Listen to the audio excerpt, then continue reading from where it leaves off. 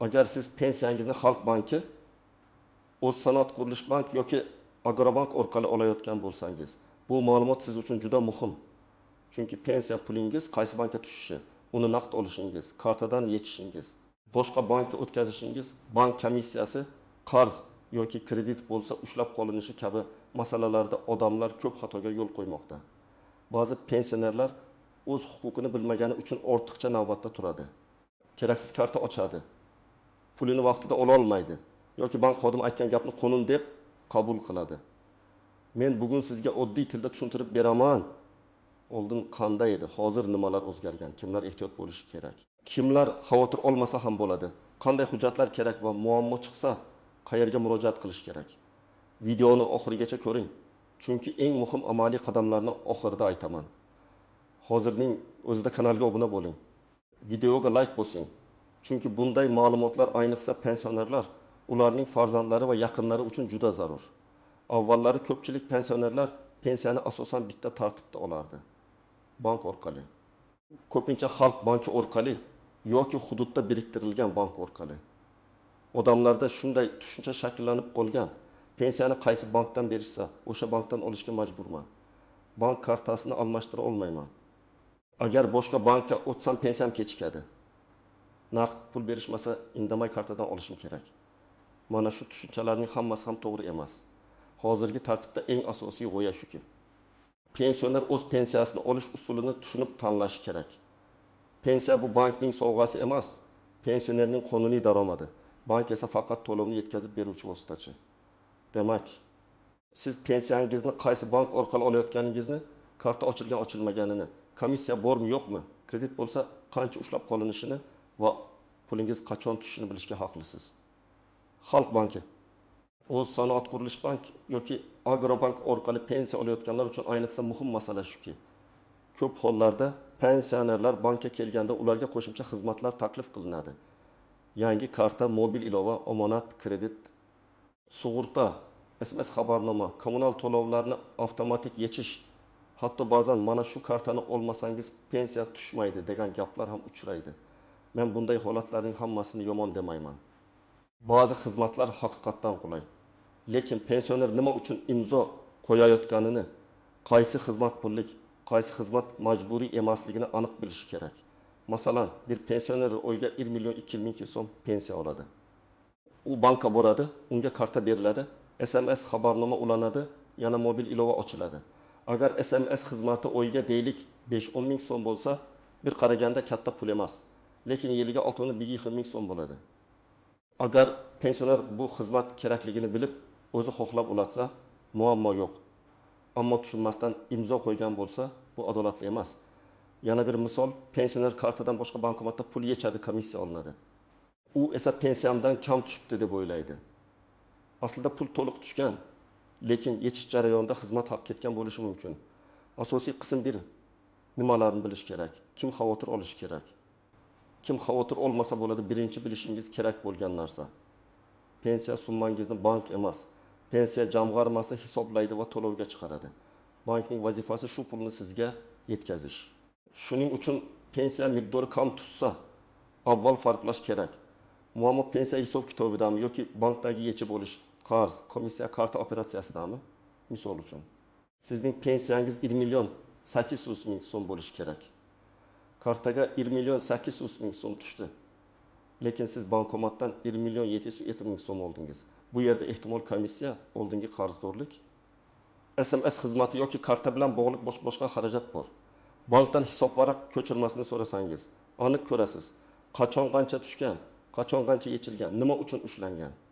Lekin kartaga boshidan 1 million 770 ming so'm tushgan bo'lsa, bu endi pensiya jamg'armasi, ijro hujjati, aliment, qarzdorlik yoki qayta hisob kitob bilan bog'liq bo'lishi mumkin.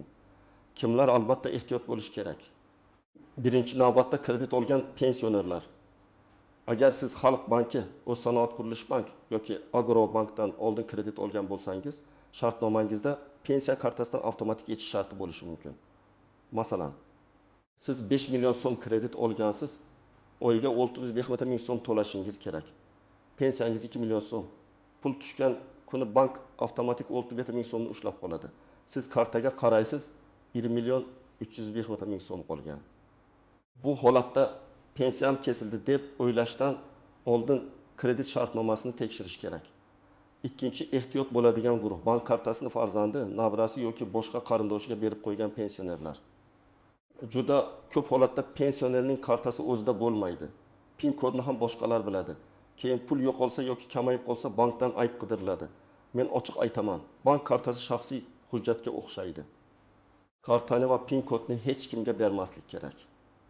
Agar farzandingiz yordam bermoqchi bo'lsa, birga bankka borib, qonuniy ishonchnoma yoki kerakli tartibda ruxsatnomani rasmiylashtirish mumkin. Lekin kartani berib qo'yib, keyin pul qayerga ketganini aniqlash juda qiyin.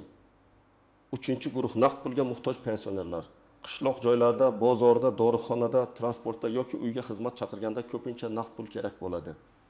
Agar siz pensiyani kartaga olsangiz, bankomat qayerda? Komissiyasiz yechish mumkinmi? Limit bormi? Bank kassasidan olish mumkinmi? Bularni oldindan bilib oling. Chunki pul tushgan kuni hamma bankka yugursa, navbat bo'ladi. Odamlar asabiylashadi. Bankomatda naqd tugaydi.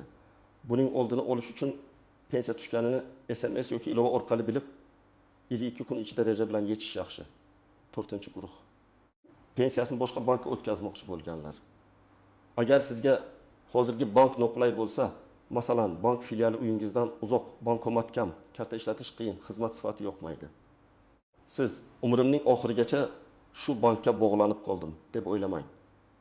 Amaldagi tartiblarni hududingizdagi pensiya jamg'armasi bo'limidan aniqlab, pensiyani boshqa bank kartasiga yo'naltirish imkoniyatini so'rashingiz mumkin. Bunda odatda ariza, pasport yoki ID karta, bank hisobvarag'i rekvizitlari kerak bo'ladi. Lekin eng muhimi, eski bankdagi kredit yoki qarzdorlik bo'lsa, uni ham tekshiring. Chunki bankni almashtirish kredit majburiyatini yo'q qilib yubormaydi. Kimlar xavotir olmasa bo'ladi? Agar siz pensiyangizni vaqtida olayotgan bo'lsangiz, summa to'g'ri tushayotgan bo'lsa, karta o'zingizda bo'lsa, hech qanday kredit yoki qarzdorlik bo'lmasa, xizmat haqlari sizga tushunarli bo'lsa, alohida vahima qilish shart emas. Lekin shunda ham yiliga kamida bir marta bankdan hisobvaraq holatini tekshirtirib qo'yish foydali. Ayniqsa karta muddati tugashidan oldin yangilash masalasini bilib oling. Karta muddati tugab qolsa, pensiya kelmay qolmaydi, lekin puldan foydalanishda vaqtinchalik qiyinchilik bo'lishi mumkin. Birinchi vaziyat. Onaxon xalq banki kartasiga 1.500.000 so'm pensiya oladi. Har oy pul tushgan kuni nabirasi kartani olib bankomatdan pul yechib beradi. Bir kuni onaxon 200.000 so'm kamligini sezadi. Bankka borishsa ma'lum bo'ladi.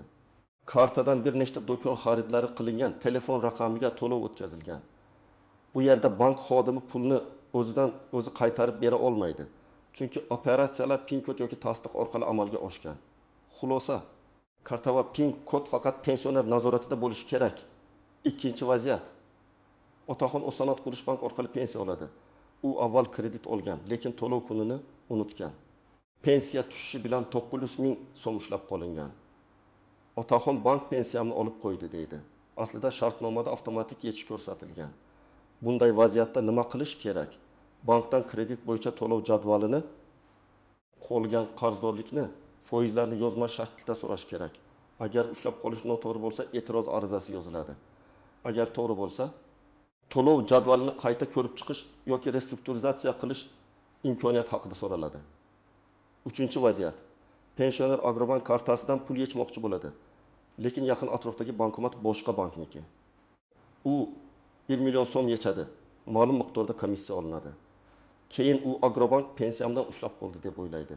Aslida boshqa bankomatdan foydalangani uchun xizmat haqi bo'lishi mumkin. Shuning uchun har doim komissiya shartlarini so'rang. O'z bankomatida qancha, boshqa bankomatida qancha, kassadan olishda qanday tartib. 4-vaziyat. Pensioner kartasini yangilash kerak. Lekin unga yangi karta faqat pullik, yana sug'urta ham qo'shamiz deyishadi. Bu joyda pensioner shoshilmasligi kerak. Qaysi xizmat majburiy, qaysi xizmat ixtiyoriy, menga ta'riflarni yozma ko'rsating. Men faqat pensiya olish uchun zarur bo'lgan minimal xizmatni xohlayman deb aytishi kerak. Har qanday qo'shimcha xizmatga imzo qo'yishdan oldin uni o'qib chiqish zarur. Asosiy qism 2 istisnolar. Yashirin nozik jihatlar va odamlar ko'p bilmaydigan holatlar, endi ko'pchilik e'tibor bermaydigan nozik jihatlarga o'tamiz. Birinchi nozik jihat, pensiya kartasiga pul tushishi bilan Uni to'liq yechib olish har doim ham eng yaxshi qaror emas. Ha, naqd pul kerak bo'lishi mumkin. Lekin uyda katta miqdorda naqd saqlash xavfli, yo'qolishi, o'g'irlanishi, yong'in yoki boshqa holatlar bo'lishi mumkin. Agar siz kartadan foydalanishni bilsangiz, dorixona, do'kon, kommunal to'lovlarni kartadan to'lash qulay. Lekin bunda telefoningizga keladigan SMS kodlarni hech kimga aytmang. Bankdanman, kodingizni ayting degan qo'ng'iroqlarga umuman ishonmang. Bank xodimi hech qachon SMS kodini so'ramasligi kerak. Ikkinchi nozik jihat ishonchnoma masalasi.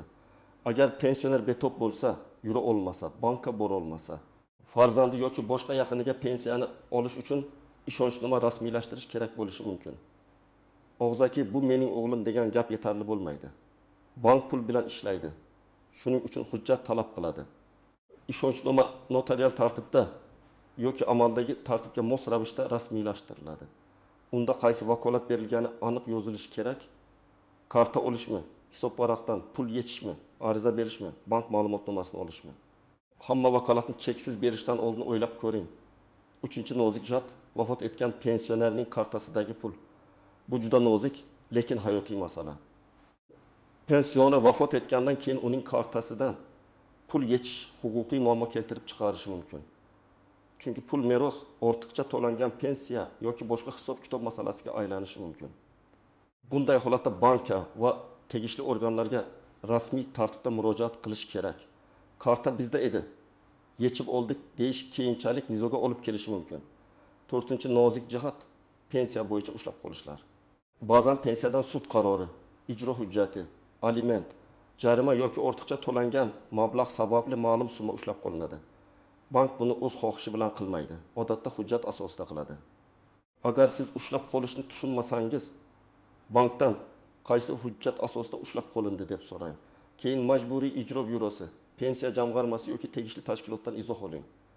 Muhimi, og'zaki gap bilan cheklanib qolmang, yozma ma'lumot so'rang. 5-nozik jihat bank xodimining og'zaki gapi hujjat o'rnini bosmaydi. Men har doim maslahat beraman.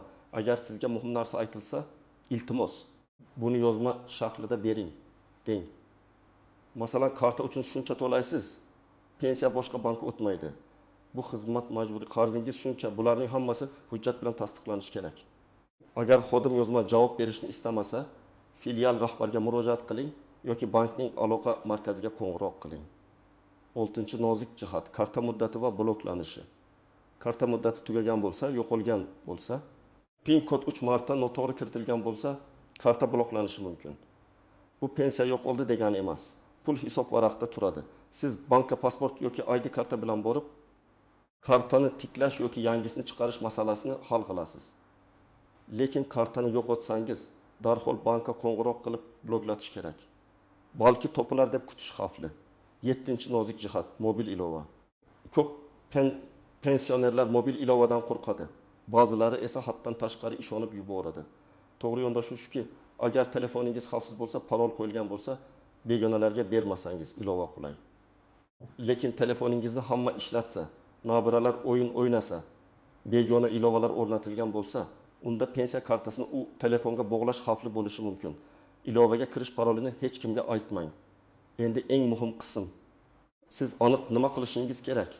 Men buni qadam-ba-qadam aytaman. Birinchi qadam. Pensiya tushadigan bankingizni va hisob varag'ingizni aniqlang. Xalq banki, O'zsanoat qurilish bank yoki Agrobank bo'ladimi? Farqi yo'q.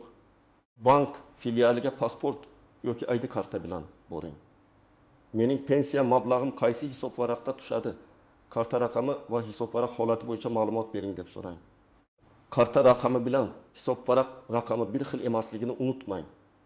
Kerak bo'lsa, rekvizitlarni yozma oling. Ikkinchi qadam. Oxirgi 3 yoki 6 oy uchun hisob varaq ko'chirmasini oling. Unda barcha tushum va yechimlar ko'rinadi. Masalan, 20 kuni 20 million 700 ming tushgan, 20 kuni 5 ming yechilgan, 2 may kuni 10 ming SMS xizmati, 3 may kuni 100 ming do'kon to'lovi. Shunda pul qayerga ketgani aniq bo'ladi. Ko'chirma sizning asosiy dalilingiz. 3-qadam. Kredit yoki qarzdorlik bor yo'qligini tekshiring. Mening nomimda ushbu bankda kredit, overdraft, mikroqarz, kafillik yoki avtomatik yechim shartnomasi bormi deb so'rang. Ayniqsa ba'zi pensionerlar kimgadir kafil bo'lganini unutadi. Agar qarz bo'lsa, qolgan summa, oylik to'lov, foiz, penya va ushlab qolish tartibini yozma oling. 4-qadam, pullik xizmatlarni tekshiring. SMS xabarnoma. Sug'urta karta xizmati, mobil banking, avtomatik to'lovlar ulanganmi? Agar kerak bo'lmasa, o'chirish haqida ariza yozing. Lekin o'chirishdan oldin o'ylang, SMS xabarnoma ba'zan xavfsizlik uchun foydali. Chunki pul yechilganda darhol bilasiz. Ya'ni hammasini o'chirish shart emas. Faqat o'zingiz tushunmaydigan va kerak bo'lmagan xizmatlarni nazorat qiling. 5-qadam. Agar bankni almashtirmoqchi bo'lsangiz, avval yangi bankda pensiya qabul qilish uchun hisob varaq ochish tartibini so'rang. Keyin hududingizdagi pensiya jamg'armasi bo'limiga boring yoki rasmiy murojaat qiling. Arizada odatda shunday mazmun bo'ladi. Mening pensiya to'lovlarimni falon bankdagi falon hisob varag'imga o'tkazib berishingizni so'rayman. Yoniga pasport nusxasi, bank rekvizitlari va kerakli hujjatlar ilova qilinadi. Lekin buni qilishdan oldin eski bankdagi kredit va majburiyatlarni tekshirishni unutmang. 6-qadam. Agar pensiya kam tutsa, 2 joyga alohida murojaat qiling. Bankka. Hisob varaq bo'yicha ko'chirma va ushlab qolish sababi berilsin. Pensiya jamg'armasiga pensiya miqdorim qanday hisoblangan, qaysi asosda kamaygan yoki o'zgargan, shunda muammoning manbasi aniq bo'ladi. Faqat bankka borib pensiya hisob kitobini so'rash yetarli emas. Faqat pensiya jamg'armasiga borib kartadan yechilgan komissiyani so'rash ham yetarli emas. 7-qadam. Agar bank xodimi sizga qo'pollik qilsa, hujjat bermasa, majburiy xizmat ulasa yoki tushuntirmasa, avval filial rahbariga yozma ariza qoldiring. Arizada sanani, ism familiyangizni, telefon raqamingizni, muammo mazmunini yozing. Masalan, menga pensiya kartam bo'yicha 6 oylik ko'chirma berilmadi yoki menga majburiy ravishda pullik xizmat ulash taklif qilindi, rad etish tartibi tushuntirilmadi. Arizadan nusxa olib, kirim raqamini belgilatib qo'ying. Keyin bankning rasmiy aloqa markazi, markaziy bankning murojaat kanallari yoki tegishli iste'molchi huquqlarini himoya qilish idoralariga murojaat qilish mumkin. 8-qadam. Oila ichida tartib o'rnating. Agar pensionerning farzandlari yordam bersa, hammasini ochiq qiling. Kartani kim saqlaydi? PIN kodni kim biladi? Pul qachon yechiladi? Doriga qancha ketadi?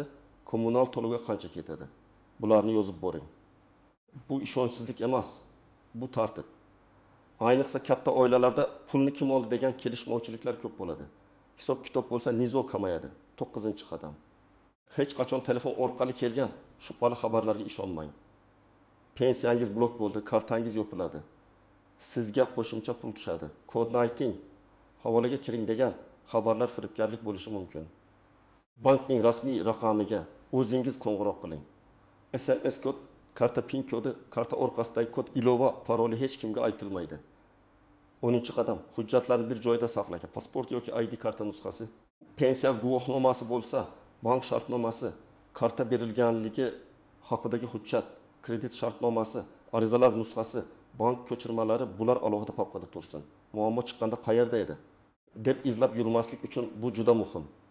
Demak, agar siz pensiyani Xalq banki, O'zsanoat qurilish bank yoki Agrobank orqali olayotgan bo'lsangiz, eng muhim narsa pulingiz ustidan nazoratni qo'ldan bermang. Pensiya sizning qo'lingizga mablag'ingiz. Bank faqat uni yetkazib beruvchi tashkilot. Karta, komissiya, kredit, SMS xizmat, mobil ilova, ishonchnoma, bankni almashtirish, bularning har birida sizning huquqingiz bor, lekin shu bilan birga mas'uliyatingiz ham bor. Bugun albatta 3 narsani tekshiring. Pensiya kartangiz o'zingizdami?